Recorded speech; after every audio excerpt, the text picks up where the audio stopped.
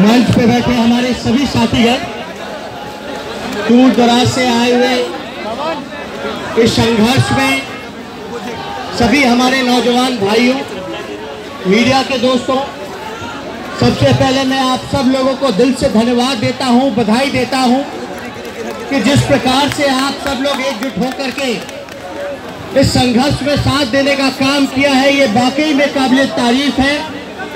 और आप लोग सब लोगों को मैं बताना चाहूंगा कि जो मौजूदा सरकार है वो पूरी तरीके से दलित विरोधी है, पिछड़ी विरोधी है, संविधान विरोधी है और आरक्षण विरोधी है। जो सदियों से जो पहले जो वर्ण व्यवस्था जो कायम थी, ये चाहते हैं कि फिर से वही व्यवस्था को लागू कर दिया जाए।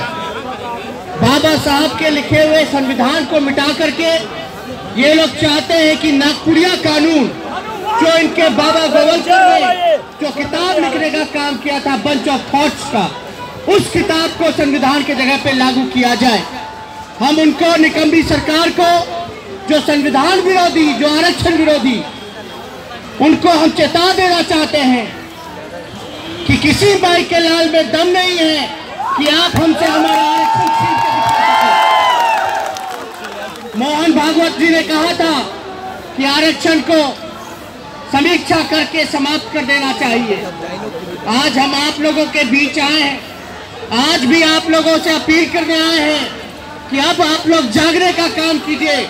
ये हम लोग सब्र का, हम लोगों का इम्तिहान लेने का काम कर रहे हैं। और जो भी सामंतवादी लोग हैं, मनुवादी लोग हैं, वो लोग इस बात को समझने की कोशिश करें कि अगर बहुसंख्यक अगर जग जाएगा तो अंजाम बुरा होगा। इसलिए आप लोग जान रहे, ये 13 पॉइंट रोस्टर जिस प्रकार से लागू किया गया है, ये इनका मंसूबा है कि किसी भी प्रकार से जो पिछड़े समाज के हैं, दलित समाज के हैं, आदिवासी समाज के हैं, वो लोग प्रोफेसर ना बन पाए, वो लोग शिक्षक ना बन पाए। ये पूरी तरीके से इनकी जो वर्ण व्यवस्था है, जो छुआछूत, भेदभाव, ये लोग चाहते हैं कि कोई हमारा पिछड़ा का लड़का, दलित का लड़का आगे ना बढ़ पाए और फिर से जिस प्रकार से गुलामी करता था उसी प्रकार से गुलामी इनका करने का काम करे।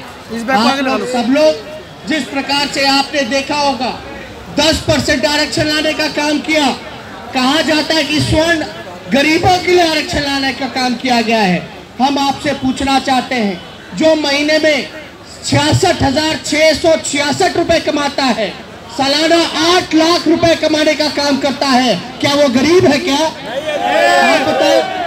जिसके पास 5 एकड़ जमीन हो, क्या वो गरीब है? क्या ये पूरी तरीके से बिना कोई सर्वे के, बिना कोई कमीशन के, बिना कोई व्यवस्था के इन लोगों ने आनंद फानंद में मात्र 72 घंटे में इन लोगों ने आरक्षण लाने का काम किया है। मैं मानता हूं कि गरीब जो है स्वर्ण में भी गरीब हो सकते हैं, लेकिन ये आरक्षण जो है ये कोई आमदनी बढ़ाओ योजना नहीं है। ये रिप्रेजेंटेशन का सवाल था, ये संविधान के साथ छेड़छाड़ करने का काम किया। और हमारी मांग है, अगर आपने 50% का बैरियर तोड़ने का काम किया है, जब 50% का बैरियर टूट गया है तो जिसकी जितनी आबादी है, जिसकी जितनी संख्या भारी है, उसी हिसाब से उसको आरक्षण मिलना चाहिए। जो मंडल कमीशन बैठी थी, 52% आरक्षण की बात की गई थी। आज भी आप लोग देख लीजिएगा, जो 27% आरक्षण है उसको भी नहीं भरने का काम किया गया।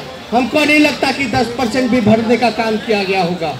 और आप लोग जो 1931 में जो जनगणना हुई थी, उसके आधार पर ये पिछड़ों को या दलितों को आरक्षण की व्यवस्था की गई है। लेकिन आज 2019 हो चुका है, 1931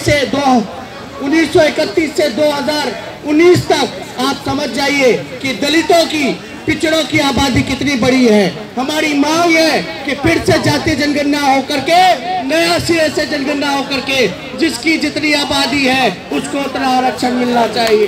और तत्काल जो 52% जो आरक्षण देने की बात है वो मिल जाना चाहिए। इसका 13 पॉइंट रोस्टर को लेकर के हम समाजवादी पार्टी और जितने भी हमारी लाइट माइंडेड पार्टियां हैं उन सब से हम लोग मिलजुल करके बात करने का काम करेंगे। और हमारी मनोज झा जी हैं, सांसद हैं, पार्लियामेंट में इसका कड़ा विरोध करने का काम करेंगे और ये मांग करेंगे कि ऑर्डिनेंस ला करके जो पुरानी व्यवस्था थी उसको लागू करने का काम किया जाए। ये अन्याय हो रहा है और इस अन्याय के खिलाफ हमारी जो सहयोग पड़ेगी, जो मदद पड़ेगा, चाहे पिछड़ों के लिए, दलितों के लिए गोली भी खानी पड़े तो उसमें हम पीछे नहीं हटने का काम करेंगे। और ज्यादा कुछ नहीं, इस आंदोलन को हम लोग बस यही चाहते हैं। हम लोग सीट की परवाह नहीं कर रहे, वोट की परवाह नहीं कर रहे कि हमें एक सीट आए ना आए, लेकिन इस आंदोलन को हम लोग छोड़ने का काम नहीं करेंगे। आपके हक और अधिकार को दिलाने का काम करेंगे। तो ज्यादा कुछ नहीं कहना। बिहार में हम लोगों ने आंदोलन का ऐलान किया है, बेरोजगारी हटाओ, आरक्षण बढ़ाओ, बेरोजगारी हटाओ, आरक्षण बढ़ाओ। इस आंदोलन को बिहार भर में हम लोग घूमने का काम करेंगे और इनको सामंतवादियों को, मनुवादियों को सबक सिखाने की जरूरत है। और आप सब लोगों से यही पूछना चाहते हैं, जब तक मोदी जी भाजपा नहीं भागेगी तब तक जो आप लोगों का सपना है, जो अधूरा सपना है, बाबा जगदेव जी ने कहा करते थे कि पहली पीढ़ी जो है गोली खाने का काम करेगी, दूसरी पीढ़ी जो है जेल जाने का काम करेगी और तीसरी पीढ़ी जो है राज करने का काम करेगी। इसलिए आप इन मनुवादियों से, इन भाजपाइयों से, इन आरएसएस वाले लोगों से आप लोग डरने की जरूरत नहीं है। ये लोग चाहते हैं कि हम लोगों को डरा दिया जाए, धमका दिया जाए। लालू जी के आज जेल में इस वजह से है क्योंकि उन्होंने मनुवादियों के खिलाफ हमेशा संघर्ष करने का काम किया, लड़ाई लड़ने की काम किया। कुछ लिए लालू जी को इन लोगों ने जेल में बंद करने का काम किया है। आज हम लोगों पे भी मुकदमा है, अखिलेश जी के भी पीछे पड़ गए हैं।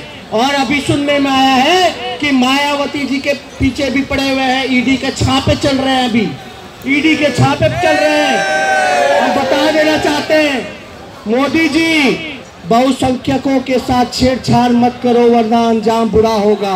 इसलिए ये जो आपने हथकंडा अपनाने का काम किया है, जितने भी संवैधानिक संस्थाएं हैं उसको जिस प्रकार से आप अपनी राजनीति में फायदे के लिए आप हाईजैक करके रखे हो, अपने विरोधियों के पीछे लगाने का काम किए हो, पूरी तरीके से लोकतंत्र को खत्म करने का काम किए हैं, आपने संविधान को बर्बाद करने का काम किया है, संस्थानों को बर्बाद करने का काम किया है। ये जो है देश हित में नहीं है। इसलिए अगर देश बचाना है तो आप लोगों को मिलकर के भाजपा को भगाना पड़ेगा इस देश से। तो क्या आप लोग इसको भगाने का काम करेंगे, नहीं करेंगे? हाथ उठा करके आप लोग हाथ उठा करके बोलिए, भाजपा भगाना, देश बचाओ। इसलिए ज्यादा समय नहीं, आप सब लोगों को पूरा हम दिल से धन्यवाद देते हैं और बधाई देने का काम करते हैं। जय हिंद, जय भारत।